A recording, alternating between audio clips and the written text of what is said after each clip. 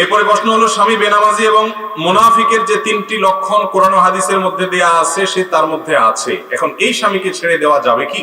স্বামী খারাপ কাজে জড়িত আছে, যেমন বিভিন্ন সমিতির সাথে জড়িত, আমি সেটা জানি, কিন্তু বাধা দিলে মানে না, এখন আমার করণীয় কি? মালাকুল মউত ফেরেশতা কি একজনই?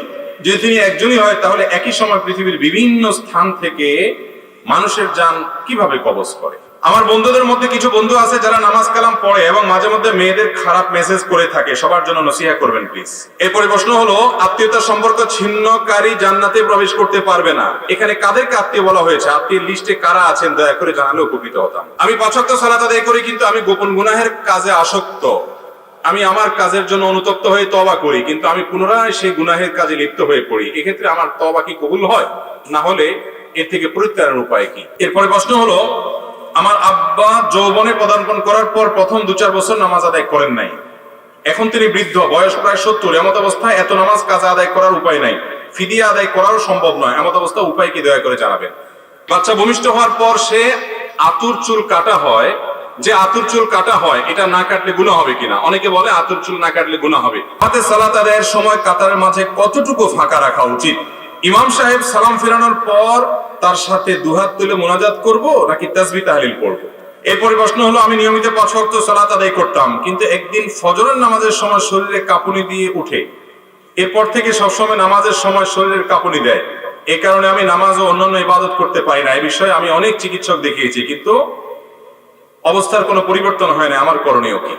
এরপরে প্রশ্ন হলো, কোন মেয়ের সাথে বিবাহ ঠিক হয়েছে এবং পরবর্তীতে অনৈতিক মেলামেশার ফলে তার গর্ভে বাচ্চা এসেছে এবং মাঝে মেয়েটার অন্যত্র বিবাহ হয়েছে, এমত অবস্থায় মেয়েটির সন্তান ভূমিষ্ঠ হওয়ার পর তার পিতা কে হবে? যার সাথে অনৈতিক মেলামেশা হয়েছে সে নাকি পরবর্তী যার সাথে বিবাহ হয়েছে? অবশ্যই জেনার কারণে যদি কোনো বাচ্চা গর্ভে আসে, আল্লাহ মাফ করুক, এই ভয়াবহ অপরাধ যদি কেউ করে, তাহলে ওই বাচ্চা যার সাথে জেনার মাধ্যমে হয়েছে তার সন্তান হিসাবে বিবেচিত হবে এবং তাকেই বাপ হিসাবে পরিচয় করতে হবে। কোন অবস্থাতেই যার সাথে বিয়ে হয়েছে তার সন্তান হিসাবে চালিয়ে দেওয়া যাবে না। কেউ জানে না, আল্লাহ তাআলা তো ঠিকই জানেন। অতএব এই 2 নম্বরে যদি করে তাহলে ওই মেয়ে গুনাহগার হবে এবং অপরাধী হবে, যে একজন মানুষ তার বাবা নয় তাকে তার বাবা হিসেবে সমাজের মানুষের মধ্যে পরিচয় করে দিচ্ছে। ভাইরা আমার, জেনা আজ এত ব্যাপক হয়ে গেছে, জেনা নাই, জেনা থেকে মুক্ত যৌবন আছে, এই রকম তরুণ, এরকম তরুণী আজ সোনার হরিণের মতো হয়ে গেছে। যুবকদের চরিত্র শেষ হয়ে গেছে। আমি সেজন্যই শুরুতে আলোচনা বলেছি, বিনোদনের নামে, ক্রীড়া কৌতুকের নামে আমাদের যুব সমাজকে ধ্বংস করে ফেলা হয়েছে।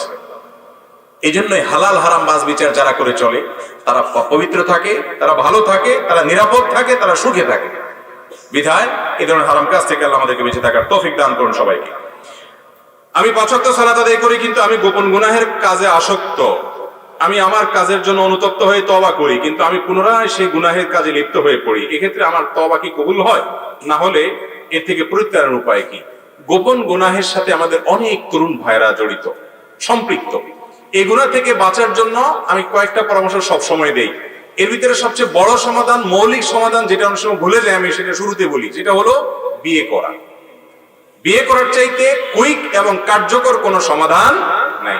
অভিভাবক যারা আছেন, সন্তানদের উপযুক্ত হওয়ার পর খুব দ্রুততার সাথে তাদেরকে কাজে লাগান, খুব দ্রুততার সাথে বিয়ে দেওয়ার ব্যবস্থা করেন এবং হেল্প করেন, সহযোগিতা করেন। বিয়ে লেটে করাবেন না। কদিন আগে মাহফিল ছিল কোথায়, ইয়েতে, নারায়ণগঞ্জে। তো এক ভদ্রলোক এসে বলল, হুজুর, আমাদের এলাকাতে বাপ মারা ছেলে মেয়েকে বিয়ে দিতে চায় না। আমার এক পরিচিত ভাই, তাকে 30 বছরে বিয়ে দিছে, বেচারা 8 বছর ধরে বাচ্চা হয় নাই, এখন বিয়ে হয়েছে 40-এর পরে তার বাচ্চা হয়েছে, সে এখন বুড়া হওয়া ধরছে। তো অনেক এলাকাতে মুরব্বীরা ছেলে মেয়েকে বিয়ে দিতে যায় না। কেন? বলে যে বিয়ে দিলে পরের হয়ে যাবে, যতদিন আলগায় রাখা যায়। এগুলো পাগলামি ছাড়া আর কিছু না। যেটা অমানুষ পরের হবে ওটা এমনিই হবে, আর যেটা মানুষ সেটা বিয়ের পরেও থাকবে। আর বাবা মা বিয়ে দিতে দেরি করার কারণে সন্তান যদি গুনাহে লিপ্ত হয় তার দায়ভার তাকে বহন করতে হবে। এই জন্য গোপন গুনাহ থেকে বাঁচার জন্য আপনাদের সন্তানরা তলে তলে কত পাপে জড়াচ্ছে আপনি জানেন না, আপনিও পাপী হবেন যদি আপনি অবহেলা করেন তার বিয়ে দেওয়ার ক্ষেত্রে। কোন রকম ডাল ভাতের ব্যবস্থা করতে পারে ছেলে, কোন রকম উপার্জন শুরু করছে, আল্লাহর নামে তাকে বিয়ে দিয়ে দেন এবং তার চরিত্র রক্ষা করেন। সন্তানের চরিত্র দুনিয়ার যে কোনো সম্পদের চাইতে দামি।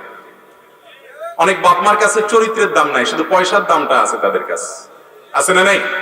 এইসব বাপ মা কপাল পোড়া। বিধায় যুবকরা এই গোপন গুনাহ থেকে বাঁচার জন্য বিয়ে শাদী দ্রুত করতে হবে।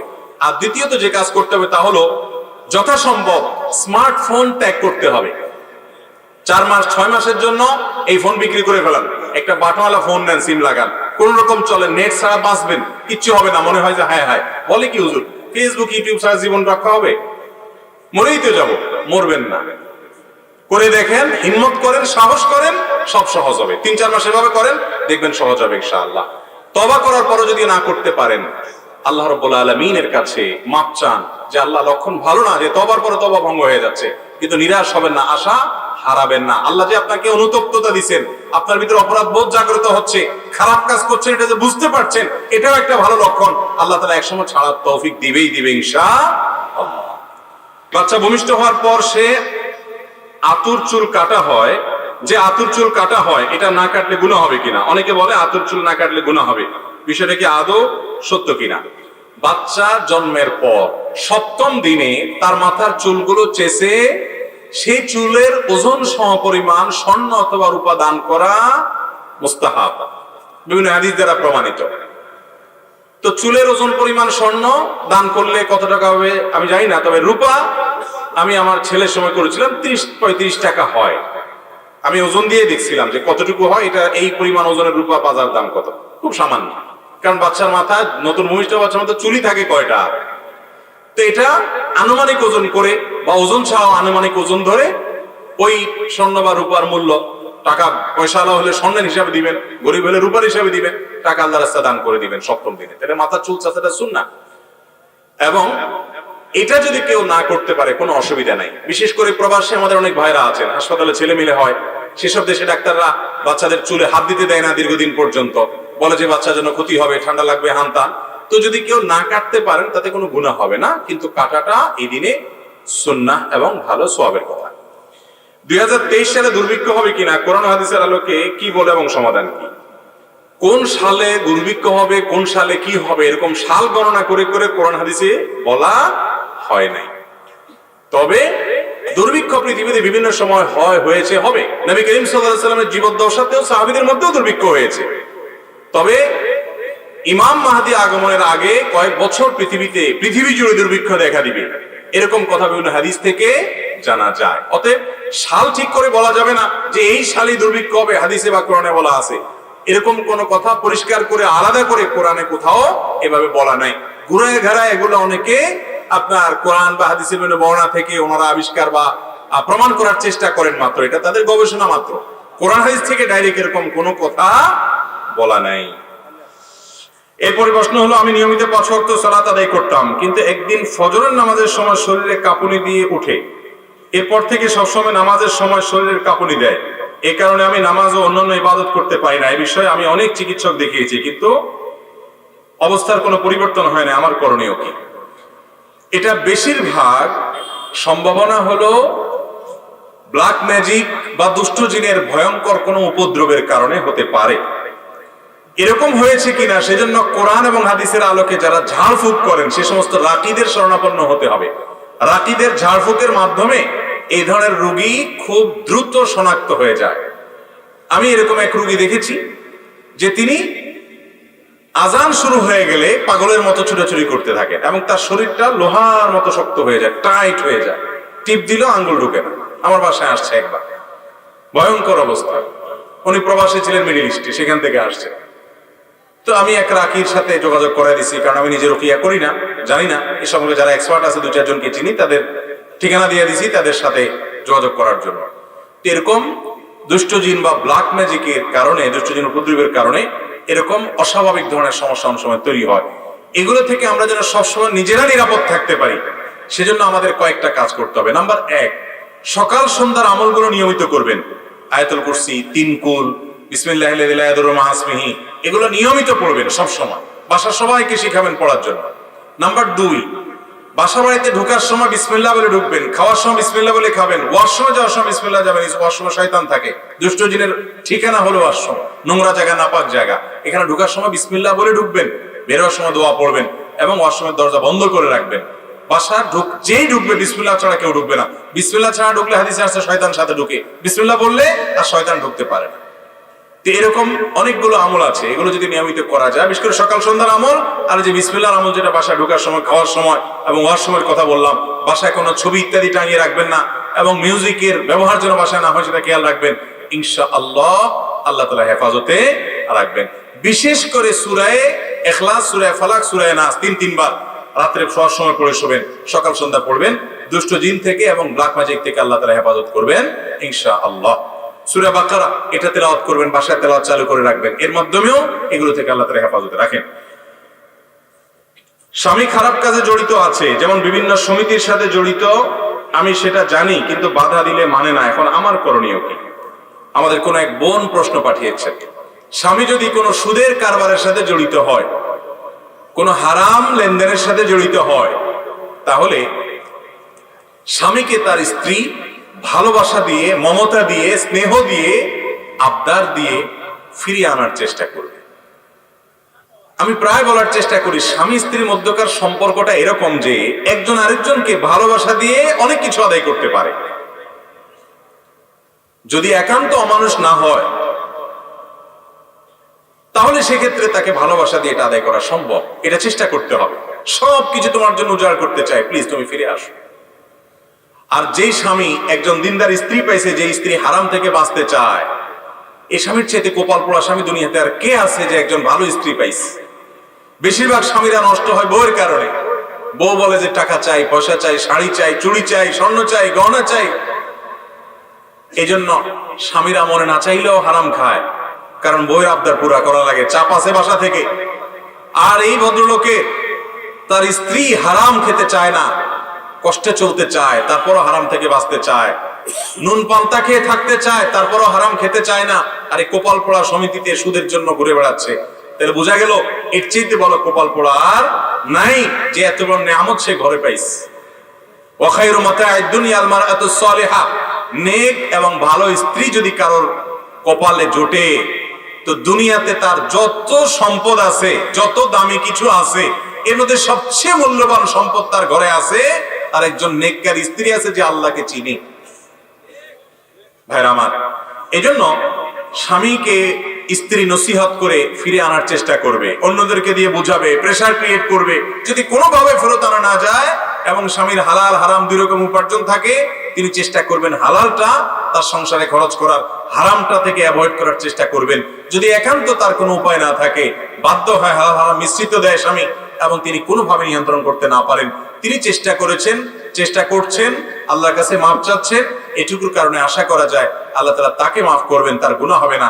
কিন্তু পাপিষ্ঠ স্বামী বুঝে শুনে অপরাধ করলে আল্লাহর কাছে সে কিন্তু পার পাবে না। এরপরে প্রশ্ন হলো, স্বামী বেনামাজি এবং মুনাফিকের যে তিনটি লক্ষণ কোরআন ও হাদিসের মধ্যে দেয়া আছে, সে তার মধ্যে আছে, এখন এই স্বামীকে ছেড়ে দেওয়া যাবে কি? এটি একটু জটিল। মুনাফিকের লক্ষণ থাকলেই স্বামী ছাড়া যাবে না। মুনাফিকের লক্ষণ থাকা মানে কিন্তু মুনাফিক না বা কাফের না। আয়াতুল মুনাফিকি সালাস, হাদিসে আসছে মুনাফিকের আলামত এবং মার্কা হলো তিনটা। কয়টা মার্কা মুনাফিকের? ইযা হাদ্দাসা কাযাবা, যখন সে কথা বলবে মিথ্যা কথা বলবে। যখন সে কথা বলবে কি বলবে? যদি কথায় কথায় মিথ্যা কথা বলে, এটা হলো মুনাফিকের আলামত। কথায় কথায় যদি মিথ্যা বলে, এটা কিসের আলামত? মুনাফিকের আলামত। ইযা হাদ্দাসা কাযাবা। ওয়া ইযা ওয়া'আদা আখলাফ, ওয়াদা করলে খেলাফ করে, কথার কোনো ঠিক নেই, আজকে বলে 3 দিন পরে হয়। সবার সাথে যেমনি সেমনি ওয়াদা করে আর খেলাফ করে, এটা মুনাফিকের মার্কা নাম্বার 2। আর মুনাফিকের 3 নম্বর মার্কা হলো ওয়া ইযা আতুমিনা খান, তার কাছে আমানত রাখা হলে সে আমানতের খেয়ানত করে। তার কাছে আমানত রাখা হলে কি করে? সে আমানতের খেয়ানত করে। কথা বলছে কাউকে না বলার জন্য, সে সবার আগে বলে বেড়ায়। টাকা জমা দিছে, মেরে দেয়। আমানতের ঠিক ঠিকানা নাই। এই 3টা হলো মুনাফিকের মার্কা। কথায় কথায় মিথ্যা বলা, ওয়াদা করলে ওয়াদা রক্ষা না করা, আর আমানতের খেয়ানত করা। এই 3টা হলো মুনাফিকের মার্কা। এই মার্কাগুলা কারোর মধ্যে থাকলে লক্ষণ খারাপ, মুনাফিকের লক্ষণ আছে। কিন্তু এটাকে নেফাকে আমলি বলে, কর্মগত মুনাফিক বলে। এটার ফলে মানুষ বেঈমান হয়ে যায় না, কাফের হয়ে যায় না। তাহলে তো মুসলমান একটাও খুঁজে পাওয়া যেত না। কারণ কথায় কথায় মিথ্যা বলে এরকম মানুষের অভাব আছে দেশে? ওয়াদা করে আর ওয়াদা ঠিক রাখে না, এরকম মানুষের অভাব আছে? আপনাদের এলাকায় অভাব আছে এরকম মানুষের? তাহলে তো মুসলমানই টিকে পাওয়া যাবে না। এই জন্য এগুলো থাকলে মানুষ কাফের হয়ে যায় না। কোন নারী তার স্বামীর মধ্যে তিনও আলামত যদি দেখেন, তাহলে তাকে কাফের মনে করে তার থেকে বিচ্ছেদ হওয়ার কোনো প্রয়োজন নাই, যৌক্তিকতাও নাই। বরং তাকে নসিহত করে ভালো করার চেষ্টা করবেন, আর না হলে তার পাবে তাকে পাবে, নিজে ভালো থাকার চেষ্টা করবেন। জামাতে সালাত আদায়ের সময় কাতারের মাঝে কতটুকু ফাঁকা রাখা উচিত? আমরা যখন জামাতে নামাজে দাঁড়াবো, একজন মুসল্লি অন্য মুসল্লির সাথে যথাসম্ভব ফাঁকা বন্ধ করে করে দাঁড়ানোর চেষ্টা করব। কারণ নবী করিম সাল্লাল্লাহু আলাইহি সাল্লাম অনেকগুলো নির্দেশ করেছেন, অনেকগুলো নির্দেশ। সুদ্দুল ফরাজ, তোমরা কাতারের ফাঁকা বন্ধ করো। নবীজি সাল্লাল্লাহু আলাইহি ওয়াসাল্লাম আমাদেরকে বলেছেন, লিনু বিআইদি ইখওয়ানিকুম, তোমরা পাশে যে নামাজি ভাই আছে তার জন্য তোমার কাঁধটাকে নরম করে দাও, মানে মিলে মিলে দাঁড়াও। এরকম শক্ত হয়ে যাতে কেউ মিশতে পারে না এরকম থাকিও না, একটু নরম হও আশপাশে মুসল্লিদের জন্য। এবং তিনি বলছেন, লা তাদাউল ফুরুজাত লিশ-শায়তান, কাতারের মধ্যে ফাঁকা জায়গা শয়তানের জন্য রাখিও না, এগুলো বন্ধ করো। অথচ আমাদের দেশে অনেককে দেখা যায় ব্যাপারে আমরা অবহেলা করি, কাতারের মধ্যে ফাঁকা রাখি। আছে না নাই? কাতারের মধ্যে ফাঁকা রাখবেন না। কাতারকে যতটুকু বন্ধ করা সম্ভব ততটুকু বন্ধ করবেন। একেবারে শতভাগ বন্ধ করতে পারবেন না, কিন্তু যত সম্ভব বন্ধ করবেন। বুখারী হাদিসে আসছে, নবী করিম সাল্লাল্লাহু আলাইহি ওয়াসাল্লাম বলেছেন, খায়রুকুম আলিয়ানুকুম মানাকা ফিস সালাহ, তোমাদের ভিতরে যে ব্যক্তি তার পাশের নামাজি ভাইয়ের জন্য কাঁধটাকে নরম করে দেয়, মানে কেউ কাছে এসে মিশে দাঁড়ালে সে সেটাকে অ্যাপ্রিসিয়েট করে, কোমল হয় তার প্রতি, তো সে হলো তোমাদের মধ্যে সবচেয়ে উত্তম মানুষ। এবং নবীজি সাল্লাল্লাহু আলাইহি ওয়াসাল্লাম যখন ইমামতি করতেন, তিনি ইমামতি করার সময় ইকামতের পর তিনি কাতার সোজার জন্য বলতেন, সাউ সুফুফাকুম, তোমরা তোমাদের কাতারগুলোকে সোজা করো, কাতারের ফাঁকা বন্ধ করো, শয়তানের জন্য জায়গা রাখবা না। বিভিন্ন রকমের নির্দেশনা তিনি দিয়েছেন, অনেকগুলো নির্দেশ সূচক ক্রিয়া তিনি ব্যবহার করতেন। এখান থেকে বোঝা যায় কাতারের মধ্যে ফাঁকা রাখা উত্তম না বন্ধ করা উত্তম? বন্ধ করা উত্তম। কিন্তু আমরা অনেকে বন্ধ করি না। অনেকে আছে, কাছের কোনো ভাই যদি বন্ধ করতে আসে, উল্টা তারে আরো বকা দেয়, ভাই গায়ের দিকে ছুটছেন কেন? আছে না না এরকম লোক? এটা করা যাবে না। আবার বন্ধ করতে গিয়ে আরেকজনের গায়ের উপরে পড়ে যায় না, তার বিরক্তির কারণ হয়েন না, সেটাও মাথায় রাখতে হবে। অতএব কাতার বন্ধ, ফাঁকা বন্ধ করা এটা গুরুত্বপূর্ণ একটা আমল, এবং কাতার সোজা করা আরেকটা আমল। নবীজি বলেছেন যে তোমরা কাতার সোজা করো, লা তাখতালিফু ফাতাখতালিফু কুলুবুকুম, তোমরা কাতার বাঁকা করিও না, তাহলে তোমাদের অন্তরগুলো বাঁকা হয়ে যাবে, মতপার্থক্য তৈরি হবে, মিল মহব্বত থাকবে না। এজন্য মিল মহব্বত যেন থাকে, কাতার সোজা করতে হবে এবং ফাঁকা বন্ধ করার চেষ্টা করতে হবে। ইমাম সাহেব সালাম ফেরানোর পর তার সাথে দুহাত তুলে মোনাজাত করব নাকি তাসবিহ তাহলিল পড়ব? সালাতের শেষে, নামাজের শেষে ইমাম সাহেব যখন সালাম ফিরিয়ে ফেলবেন, সর্বপ্রথম যে কাজ সেটা কি? এক বর্ণনায় আসছে আল্লাহু আকবার বলবেন, এরপর 3 বার ইস্তিগফার বলবেন, আস্তাগফিরুল্লাহ আস্তাগফিরুল্লাহ আস্তাগফিরুল্লাহ। অন্য বর্ণনায় আসছে শুধু ইস্তিগফার বলবেন। সালাম শেষ ইমাম সাহেবের প্রথম কাজ আস্তাগফিরুল্লাহ আস্তাগফিরুল্লাহ আস্তাগফিরুল্লাহ। এরপরে বলবেন আল্লাহুম্মা আনতাস সালাম ওয়া মিনকাস সালাম তাবারাকতা ইয়া যাল জালালি ওয়াল ইকরাম। এরপর আপনাকে আল্লাহ তৌফিক দিলে আপনি আরো বিভিন্ন দোয়া আছে সেগুলো পড়বেন। সূরা ইখলাস একবার পড়বেন, সূরা ফালাক একবার পড়বেন, সূরা নাস একবার পড়বেন, আয়াতুল কুরসি একবার পড়বেন, আল্লাহু লা ইলাহা ইল্লা হুয়াল হাইয়ুল কাইয়্যুম। এরপরে দোয়া পড়বেন লা ইলাহা ইল্লাল্লাহু ওয়াহদাহু লা শারীকা লাহু লাহুল মুলকু ওয়া লাহুল হামদ ওয়া হুয়া আলা কুল্লি শাইইন কাদির। আপনি আরো দোয়া পড়বেন লা ইলাহা ইল্লাল্লাহু ওয়াহদাহু লা ইলাহা ইল্লাল্লাহু ওয়াহদাহু লা শারীকা লাহু লাহুল মুলক ওয়া লাহুল হামদ ওয়া হুয়া আলা কুল্লি শাইইন কাদির। লা ইলাহা ইল্লাল্লাহু মুখলিসিনা লাহুদ-দ্বীন ওয়ালাউ কারিহাল কাফিরুন। লা ইলাহা ইল্লাল্লাহ ওয়া লা না'বুদু ইল্লা ইয়্যাহ লাহুন নি'মাতু ওয়া লাহুল ফাদলু ওয়া লাহুস সানাউল হাসান। এরপর আরো পড়বেন আল্লাহুম্মা আইন্নি আলা যিকরিকা ওয়া শুকরিকা ওয়া হুসনি ইবাদাতিক। এরপরে পড়বেন আপনি 33 বার সুবহানাল্লাহ, 33 বার আলহামদুলিল্লাহ, 34 বার আল্লাহু আকবার। আরেক বর্ণনা আছে আল্লাহু আকবার 33 বার, শেষের বার পড়বেন লা ইলাহা ইল্লাল্লাহু ওয়াহদাহু লা শারীকা লাহু লাহুল মুলকু ওয়া লাহুল হামদু ওয়া আলা কুল্লি শাইইন কাদির। এইভাবে এই দোয়া এবং জিকিরগুলো 5 ওয়াক্ত নামাজের পর নবী করিম সাল্লাল্লাহু আলাইহি ওয়াসাল্লাম পড়তেন। এগুলো বেশি বেশি করে পড়বেন। এই যে দোয়াগুলোর কথা আমি বললাম, এগুলো সবগুলো মুখস্থ যাদের আছে একটু হাত তোলেন তো। বুঝে হাত তুলছেন, আমি যদি এখন জিজ্ঞেস করে বলতে পারবেন এই সবগুলো মুখস্থ আছে? মাশাআল্লাহ। এই সবগুলো মুখস্থ হলো মানুষের হাত উঠছে মাত্র 8-10টা এতগুলো মানুষের মধ্যে। তাইলে বোঝা গেল 5 ওয়াক্ত নামাজের পর আমাদের নবীজি সাল্লাল্লাহু আলাইহি সাল্লাম সালাম ফেরানোর পর যে দোয়াগুলো জিকিরগুলো বলতেন, এগুলো আমাদের সমাজের বেশিরভাগ মানুষের মুখস্থ নাই। কিন্তু একটা জিনিস আমরা সবাই জানি, সেটা কি? রেডিমেড মুনাজাত। যে হুজুর এত দোয়া দরুদ বুঝি না, আপনার বেতন দিয়ে রাখছি না, আপনি দেন তুলে। তো হুজুর উঠে আল্লাহুম্মা আমিন দিয়ে দেয়।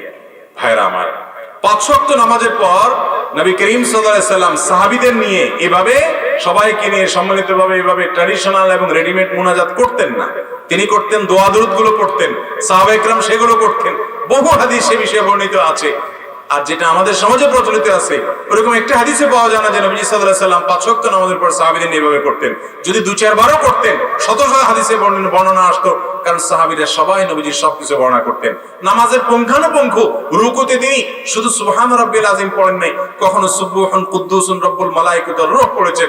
রুকু সিজদায় কখনো কখনো তিনি দোয়া পড়েছেন সুবহানাকাল্লাহুম্মা রব্বানা ওয়া বিহামদিকা আল্লাহুম্মা ফিরলি। কখনো তিনি বলেছেন সুবহান কুদ্দুস রব্বুল মালায়েকাতি ওয়ার রূহ। কখনো তিনি বলেছেন সুবহানাদিল জাবারুত ওয়াল মালাকুত ওয়াল কিবরিয়া ওয়াল আযামা। রুকুতে সিজদাতে তিনি কি কি পড়তেন সেটা পর্যন্ত সাহাবীরা বর্ণনা করেছেন। তাহলে সালাম ফেরানোর পর সবাইকে নিয়ে যদি এভাবে ট্র্যাডিশনাল দোয়া আমরা যেভাবে করি এভাবে যদি করতেন, অবশ্যই সেটা হাদিসে আসতো না আসতো না? তো আমরা ওই রেডিমেডটা জানি, সুন্নাত যেটা আছে সেটা জানি না। সুন্নাতটা শেখার চেষ্টা করবেন তো ইনশাআল্লাহ। আমরা সুন্নাহ ফাউন্ডেশন থেকে ছোট্ট একটা পকেট কার্ড তৈরি করেছি, মাত্র 2 টাকা দাম। এটা আপনারা এলাকাতে মুসল্লিদের বিতরণ করেন, মানুষকে ফ্রি দেন, মানুষ এটা পকেটে রেখে পড়তে পারবে। সালাম ফেরানো শেষ, পড়ে পড়ে মুখস্থ করে ফেরান, একসময় কার্ড লাগবে না, নিজে নিজে পড়তে পারবেন। 5 ওয়াক্ত নামাজের পরে দোয়া এবং জিকির তাসবিহ তাহলিল পাঠ করা, এটাই হলো সুন্নাত। হ্যাঁ, এরপর বা এর আগে আপনার কখনো কোনোদিন নামাজের পরে দোয়া কবুল হয়, আপনার মনে চাইছে আল্লাহর কাছে কিছু পেশ করবেন, আপনি অবশ্যই হাত তুলেন, হাত তুলে আল্লাহর কাছে চান, দোয়া করেন, চোখের পানি ফেলেন, কোনো অসুবিধা নেই। কিন্তু এই রেডিমেড জিনিস করিয়েন না যে কি চান আপনি নিজেও জানেন না। 99.9% মুসল্লি আমাদের দেশে 5 ওয়াক্ত নামাজের পরে ওই হুজুরের সাথে হাত তোলে আর হাত নামায়। হুজুর কি বললো কি না বললো কি হইলো উনি কিছুই জানে না, উনি শুধু তুললো আর নামাইলো। আশপাশে কেউ না তুললে পাশ থেকে দেখবেন অনেকে গুতায় যে বসে আছেন কেন। হয়তো ইমাম সাহেবের সাথে হাত তুলছে বেচারা, ইমাম সাহেবের হয়তো আজকে 4টা জিনিস আল্লাহর কাছে চাওয়া দরকার, সেগুলো চাওয়া শেষ, ইমাম সাহেব হাত নামায় ফেলছে। ভদ্রলোকের হয়তো একটু পেটে ব্যথাও আছে, জন্য আল্লাহর কাছে একটু বাড়ায় দোয়া করতেছে, তাও দেখবেন পাশ থেকে গুতায়, এই হুজুর হাত নামায় ফেলছে, তুমি এখনো কি করো? দেখেন না আপনারা এগুলো? ভাইরা আমার, দোয়া হবে মনোযোগের সাথে। আপনি 5 ওয়াক্ত নামাজের পরে আল্লাহর কাছে কিছু চাইতে চাইলে অবশ্যই আপনি দোয়া করতে পারেন একা একা, আপনার মতো করে আপনি আল্লাহর কাছে আল্লাহ প্রশংসা করে দুরূদ পাঠ করে নবীর প্রতি, এরপরে আল্লাহর কাছে মনের চাওয়াগুলো পেশ করবেন। কিন্তু এটার জন্য ট্র্যাডিশনাল যে রূপ আমরা দিয়েছি বা দেখতে পাচ্ছি, এটা নবী করিম সাল্লাল্লাহু আলাইহি ওয়াসাল্লাম 5 ওয়াক্ত সালাতের পরে বা খুলাফায়ে রাশিদা কেউ করতেন বলে প্রমাণিত নয়। 10 বছর নবীজি ইমামতি করেছেন, 10 বছর। এই 10 বছরে হাজার হাজার রাকাত তিনি ইমামতি করেছেন, সম্ভবত 18,000 ওয়াক্ত তিনি ইমামতি করেছেন। 4 খোলাফা 30 বছরে তারা যা ইমামতি করেছেন, এই 10 আর 30 এই পুরো 40 বছর মিলালে প্রায় 80,000 ওয়াক্তের মতো নামাজ হয় কম বেশি। অথচ এর ভিতরে যদি 2-10 বারও একই কাজ করতেন, 1-2 বারও করতেন, বহু হাদিসে সেটি বর্ণনা আসতো। বিধায় ভাইরা, আমরা সুন্নাত জিন্দা করব, সেটা হলো 5 ওয়াক্ত সালাতের পর তাসবিহ তাহলিল হাদিস বর্ণিত জিকির এবং দোয়াগুলো করব ইনশাআল্লাহ। কারণ ইবাদত করতে হবে কার পদ্ধতি অনুযায়ী? নবী করিম সাল্লাল্লাহু আলাইহি ওয়াসাল্লামের পদ্ধতি অনুযায়ী। এরপরে প্রশ্ন হলো, মালাকুল মউত ফেরেশতা কি একজনই? যদি তিনি একজনই হয়, তাহলে একই সময় পৃথিবীর বিভিন্ন স্থান থেকে মানুষের জান কিভাবে কবজ করে? মাশাআল্লাহ, মালাকুল মউত তিনি একা, কিন্তু তার সাথে বিশাল আল্লাহর দেওয়া বাহিনী আছে। মালাকুল মউত তিনি অদৃশ্যের জগতের বাসিন্দা, আলমুল গায়েব বলা হয় এটাকে। আমরা দৃশ্যমান জগতের বাসিন্দা।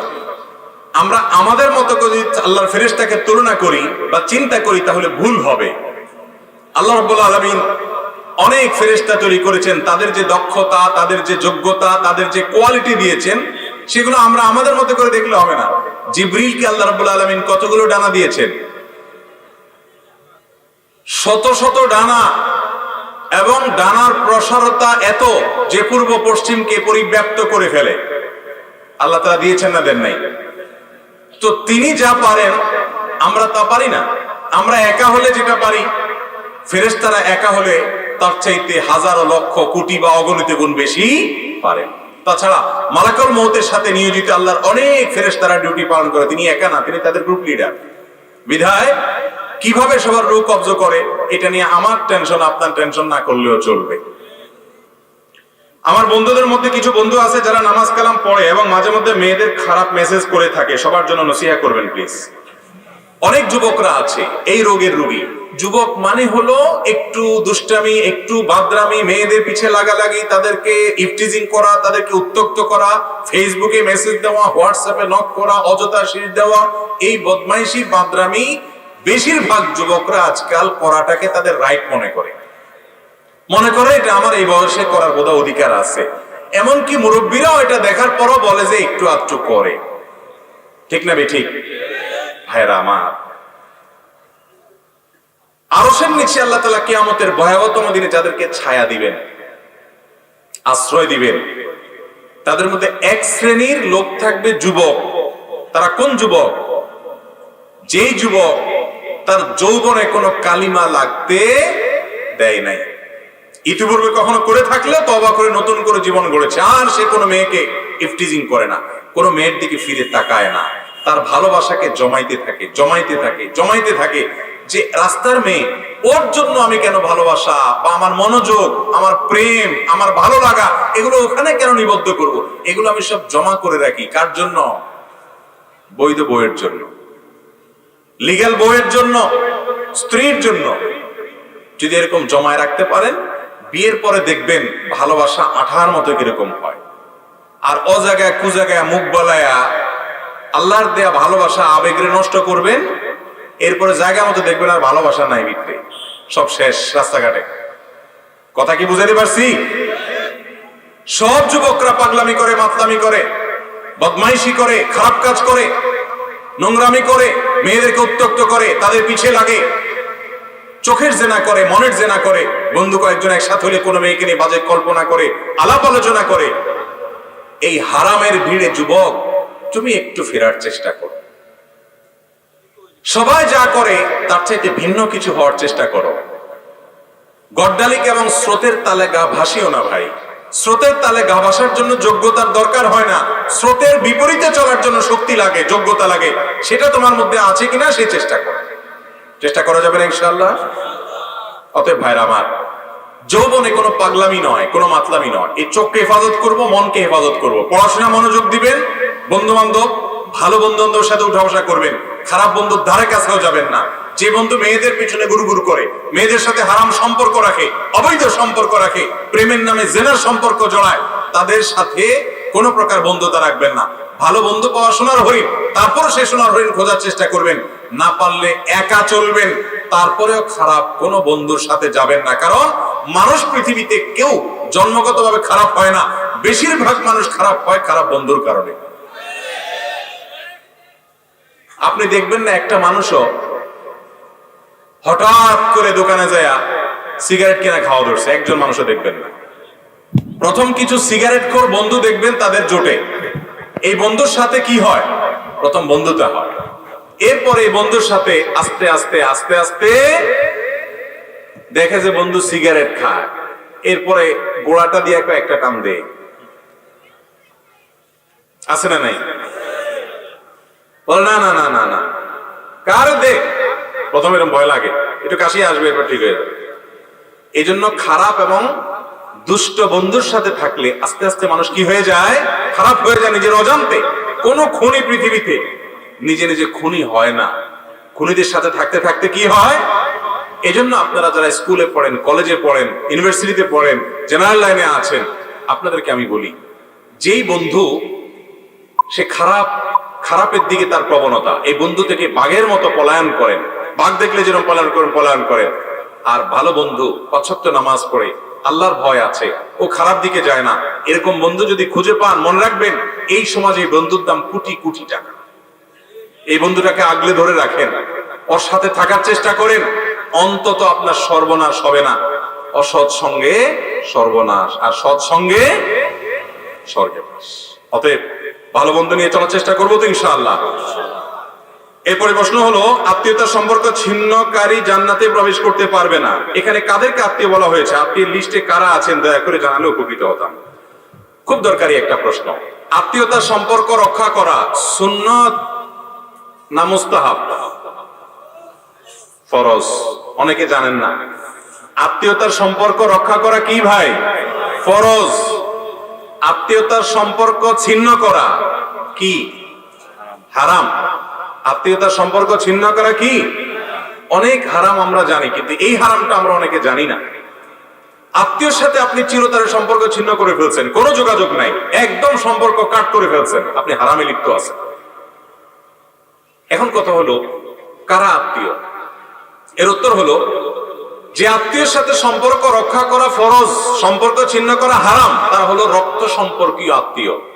যাদের সাথে আপনার ব্লাডের সম্পর্ক আছে, রক্ত সম্পর্ক আছে, এই আত্মীয়ের মধ্যে ১ নম্বরে চলে আসে বাপ এবং সন্তান, মা, বাপ মা এবং সন্তান। কারণ বাপ মার সাথে সন্তানের সম্পর্ক একেবারে সরাসরি রক্তের। এরপরে হলো ভাই বোন, তারপরে ভাতিজা ভাতিজি, তারপরে চাচা ফুফু, দাদা দাদি, এরা সব রক্ত সম্পর্কীয়। তারপরে মায়ের দিককার মা, খালা, মামু, তারাও মায়ের দিককার আত্মীয়। কিন্তু ১ নম্বরের যাদের আত্মীয়তার সম্পর্ক আপনার সাথে সবচেয়ে বেশি, যাদের ব্লাডের সম্পর্ক আপনার সাথে একবারে প্রথম শ্রেণীর, তারা হলো আপনার বাবার দিককার যারা আছেন, বাবা, চাচা, দাদা, দাদি, ভাই বোন এবং মা বাপ, ভাতিজা ভাতিজি, এরা। আমাদের দেশে এই সমস্ত আত্মীয়দের সাথে বরং আরো লাগালাগি বেশি থাকে, ঠিক না বেঠিক? ওই দূরের কোথাকার কোন আত্মীয়, তার সাথে খুব দোস্তি। আমি এই জন্য বলি, আত্মীয়তার ৩টা ক্লাস আছে ভাই। ১ নম্বর ক্লাসের আত্মীয় হলো এই যাদের কথা বললাম, বাপ, ফুফু, চাচা, দাদা, দাদি, ভাই, বোন, ছেলে, মেয়ে, ভাতিজা ভাতিজি, এরা। আর ২ নম্বর বা দ্বিতীয় শ্রেণীর আত্মীয় হলো মায়ের দিককার যারা আছেন, মামু, খালু, আরে মামু, আপনার খালা, তারপরে আপনার নানা নানি, এরা। আর ৩ নম্বর আত্মীয়, অর্থাৎ 3rd ক্লাস আর কি, 3rd ক্লাসটা বললাম না, ৩ নম্বর হলো শ্বশুর বাড়ি। 3rd ক্লাস বললে আরেক মুসিবত, মহিলারা রাগ হয়ে যাবে। 3rd ক্লাস না, তৃতীয় প্রকারে যায় পড়ে কোনটা? আর আমাদের দেশে ওইটা এখন কয় নম্বরের? ১ নম্বরে। ভাইরা আমার, এটাও ঠিক যে যারা ১ নম্বরের আত্মীয়, তারা অনেক সময় এত শত্রুতা করে যে দেখা যায় দুনিয়ার কেউ এত ক্ষতি করে না, চাচারা যত ক্ষতি করে। দুনিয়ার কেউ এত শত্রুতা করে না, ফুফুরা যত লেগে থাকে। এত শত্রুতা কেউ করে না, ভাই যত লেগে থাকে। যদি কোনো আত্মীয় আপনার সাথে এরকম আচরণ করে, ও তো কপাল পোড়া, কারণ সে আত্মীয়কে কষ্ট দিচ্ছে, ও তো হারাম করতেছে। কিন্তু আপনি আপনার জায়গা থেকে চেষ্টা করেন অন্তত তার সাথে কানেক্টেড থাকা। যদি সে আপনার ক্ষতি করে কানেক্টেড হলে, তাহলে আপনি দূরে থাকেন, কিন্তু তা না হলে যথাসম্ভব তার সাথে মিলেমিশে থাকার চেষ্টা করেন। আমরা এখন দেখা যায় যে রক্ত সম্পর্কে আত্মীয়দের সাথে কোনো খোঁজ খবর নাই। এরকম বহু লোক আছে যে কিছুই হয় নাই, তারপরে চাচাতো ভাই, আপনার কি বলে চাচা, তারপরে ফুফু, তাদের সাথে কোনো যোগাযোগ নাই। অনেকের তো গন্ডগোল ফাসাদ আছে, অনেকের গন্ডগোল ফাসাদও নাই, তারপরে কোনো যোগাযোগ নাই। আজকাল ফেসবুকে আমাদের এক একজনের ৫,০০০ করে বন্ধু। ৫,০০০ বন্ধুর হক আদায় করতে করতে এই সমস্ত আত্মীয় গণার টাইম আমাদের নাই। কিয়ামতের দিন আল্লাহর কাছে এই ৫,০০০ বন্ধুর কথা যদি বলেন, আল্লাহ দোস্তদের হক আদায় করতে গিয়ে ইনবক্সে, মেসেঞ্জারে ওরা লাইক দিছে, এই জন্য পাল্টা লাইক দেওয়া লাগছে, কমেন্ট লিখছে, এই জন্য পাল্টা রিপ্লাই দেওয়া লাগছে, নাহলে দোস্ত নারাজ হয়ে গেছে, ওদের হক আদায় করতে করতে আল্লাহ সময় পায় নাই চাচা ফুপুর আদায় করা, হক আদায় করা। মুগুরের মায়ের একটাও নিচে পড়বো যে ২ নম্বর দোস্ত তোরে পাতাইতে বলছে কি? ভাইরা আমার, এই সামাজিক যোগাযোগের মাধ্যমগুলো আমাদেরকে আজকাল অনেক বেশি অসামাজিক করে দিচ্ছে। কাজের জায়গায় খবর নাই, অজায়গায় সব এনার্জি দিয়ে আছে। অতএব আত্মীয়তা সম্পর্ক রক্ষা করে চলবো তো ইনশাআল্লাহ। এক সাহাবী নবীজির কাছে বলছে, ইয়া রাসূলুল্লাহ, আমি তো আত্মীয়ের সাথে ভালো থাকতে চাই, কিন্তু তারা তো আমার ক্ষতি করে। নবী করিম সাল্লাল্লাহু আলাইহি সাল্লাম তখন বলেছেন, তুমি যা বলছো যদি এরকমটা সেই করে, তোমার ক্ষতি করে আত্মীয় হয়ে, তাহলে ও তোর কপাল শেষ করতেছে, ধ্বংস করতেছে আত্মীয়ের প্রতি অবিচার করে বা তাকে কষ্ট দিয়ে। কিন্তু তুমি মনে রাখবা, লাইসাল ওয়াসিলু বিল মুকাফি, তোমার আত্মীয় তোমার সাথে ভালো আচরণ করলে তুমিও ভালো আচরণ করো, সে তোমার ছেলেকে গিফট দেয় তুমিও তার ছেলেকে গিফট দাও, এর নাম আত্মীয়তার সম্পর্ক রক্ষা করা না। এটা তো যে কোনো মানুষই ভালো করলে তার সাথে পাল্টা আরেকজন ভালো করে। আত্মীয় যদি তোমার সাথে খারাপও হয়, পারলে সম্পর্ক রক্ষা করবা, এটাই হলো আত্মীয়তার সম্পর্ক রক্ষা করা। এরপরে প্রশ্ন হলো, আমার আব্বা যৌবনে পদার্পণ করার পর প্রথম 2-4 বছর নামাজ আদায় করেন নাই, এখন তিনি বৃদ্ধ, বয়স প্রায় 70, এমত অবস্থায় এত নামাজ কাজা আদায় করার উপায় নাই, ফিদিয়া আদায় করাও সম্ভব নয়, এমত অবস্থা উপায় কি দয়া করে জানাবেন।